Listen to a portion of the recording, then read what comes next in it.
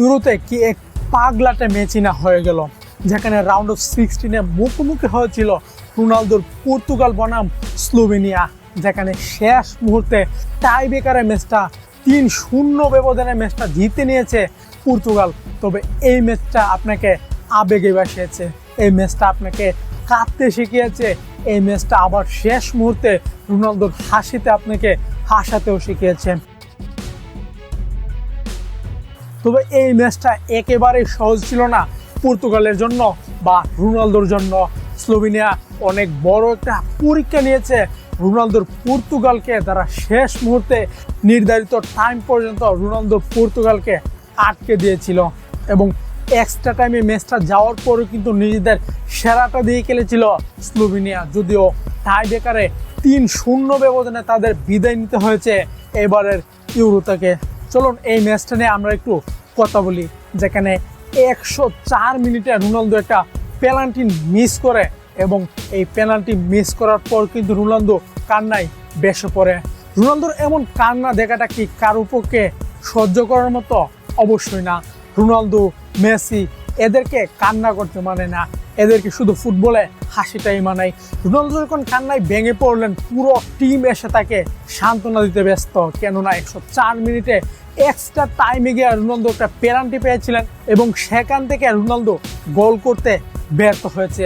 শটটা অনেক ভালোই নিয়েছিলেন, কিন্তু তার চেয়েও ভালো ছিল স্লোভেনিয়ার গোলকিপারের সেই আটকে দেওয়াটা, স্লোভেনিয়ার গোলকিপারের পেনাল্টিটা সেভ দেওয়া। কি অসাধারণভাবে তিনি সেভ দিয়েছেন রোনালদোর এই পেনাল্টিটা। দল যখন একের পর এক দুঃখ ছিল, পর্তুগালের সকলেই যখন ব্যর্থ হয়েছিল গোল দিতে, ঠিক সেই সময় দলের ত্রাণ করতে হয়ে হাজির হয়ে গিয়েছিল তাদের গোলকিপার দিয়েগো কস্তা।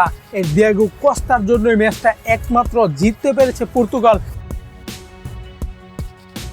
এই ম্যাচের পুরোটা ক্রেডিটও পেতে যাচ্ছেন সেই দিয়েগো কস্তা, এই গোলবারে যিনি আজকে দাঁড়িয়েছিলেন অন্য কিছু হয়ে। তিনি একেবারেই ম্যাচের শেষ মুহূর্তে, অর্থাৎ 90 মিনিট তো একটা নির্ধারিত টাইম থেকে খেলার, সেই নির্ধারিত সময়ে আর মাত্র 2 মিনিট বা 3 মিনিট ছিল, সেই সময় কিন্তু 1 ভার্সেস 1 ট্যাকেলে একটা সেভ দিয়েছিলেন এই দিয়েগো কস্তা। এই গোলটা যদি হয়ে যেত তাহলে হয়তো বা টাই ব্রেকার তো দূরের কথা, ম্যাচটা এক্সট্রা টাইমেই যেত কিনা সেটা নিয়ে সন্দেহ থাকতো, কিন্তু তার এই সেভটার পরই কিন্তু রোনালদোর পর্তুগাল বেঁচে গিয়েছিল একটা বড় মাপের। শুধু কি তাই, একদমই না, এই ম্যাচটার পুরোটা ক্রেডিটেই তার। তিনি ম্যান অফ দ্য ম্যাচ হয়েছেন এবং তাকে নিয়েই সবাই উল্লাসে মেতে উঠছেন। তিনি বাঁচিয়ে দিয়েছেন পর্তুগালকে, তিনি বাঁচিয়ে দিয়েছেন এই বুড়ো বয়সে খেলা পেপে এবং রোনালদোকে, তিনি বাঁচিয়ে দিয়েছেন পুরো পর্তুগালকে। ম্যাচটা সব কিছু ঠিকঠাকই চলছিল, রোনালদো পেনাল্টিও মিস করেছেন, তিনি একটা সেভও দিয়েছেন, এতক্ষণ পর্যন্ত তো সব কিছুই ঠিকঠাক ছিল। তবে ম্যাচটা যখন টাই ব্রেকারে গড়ালো, অর্থাৎ এক্সট্রা টাইমও কোনো গোল হলো না, সেই সময় দেখালেন তিনি তার আসল কারিশমা। পেনাল্টিতে গিয়ে তিনি 3টা শট ফিরিয়ে দিয়েছেন স্লোভেনিয়ার। একটু চিন্তা করে দেখেন, এমন একটা গুরুত্বপূর্ণ ম্যাচ যেখানে আপনি অনেকগুলো চান্স পেয়েছে আপনার দল এবং সেই চান্স থেকে গোল করতে পারেন না, আপনি এর আগে একটা অসাধারণ সেভ দিয়ে দলকে বাঁচিয়েও দিয়েছেন, আবার টাই ব্রেকারও এসে প্রতিপক্ষর 3টা শট আটকে দিচ্ছেন, সেটাও আবার ইউরোর মতো একটা মঞ্চে। আর এটাই হয়ে গেল ইউরোর ইতিহাসে সবচেয়ে বড় একটা রেকর্ড। এই মুহূর্তে তার উপর নেই আর কোন গোলকিপার। ইউরোর ইতিহাসে তিনি একমাত্র গোলকিপার যিনি কিনা কোনো টাই ব্রেকার ম্যাচে 3টা সেভ দিয়ে দলকে জিতিয়ে দিয়েছেন। তাই তো বলি, এবার রোনালদো এবং পেপেকে যেমন বাঁচিয়েছেন, পর্তুগালকে যেমন বাঁচিয়েছেন, দিয়েগো কস্তার সাথে তাদের কোচ এমিলিয়ানো মার্টিনেজের চাকরিটাও বাঁচিয়ে দিয়েছেন এই গোলকিপার। এই ম্যাচের পর পুরো ফোকাসটাই তার দিকে রয়েছে এবং তিনি সেটার প্রাপ্য। পুরো ম্যাচের ক্রেডিটটা তাকেই দিতে হবে। স্লোভেনিয়ার বিপক্ষে ইউরোর এই রাউন্ড অফ 16-এর ম্যাচটা যে কতটা কষ্টসাধ্য ছিল সেটা আপনি রোনালদোর একটা কথাতেই বুঝতে পারবেন। ম্যাচ শেষ হওয়ার পর রোনালদো বলছিলেন, প্রথমে অনেক কষ্ট পেলাম, এরপর উচ্ছ্বাসে ভেসে যাচ্ছি। হ্যাঁ, এটাই ফুটবল। ফুটবল এসবের ভিতর দিয়ে যাই, এসব ব্যাখ্যা করা যায় না।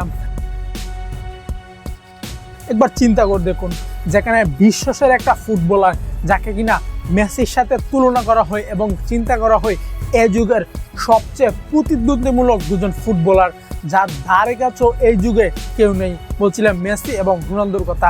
এই রোনালদোই আজকে এমন একটা কথা বলছেন।